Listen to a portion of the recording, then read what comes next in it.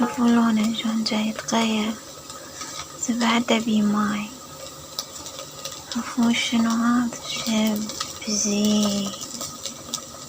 بس يمكن صار حار من ريحته، بيه فلفل حار هواي. وشلون جاي يتغير لونه منه يصير أسود. بعده بيه ماي يعني متماسك، بعد شوي راح تشوفونه يصير ناشف وهذا انطبخ الشمس. شوفوا هسه بعده بيه ماي شوي. شلون جاي أحركه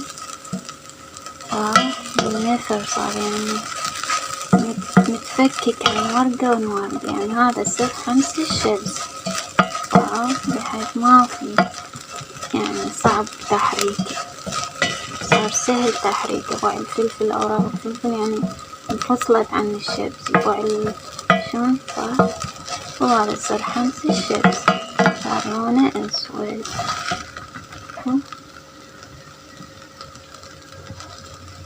ريحته طيبة، ريحته كلش طيبة. راح أخلي المعجون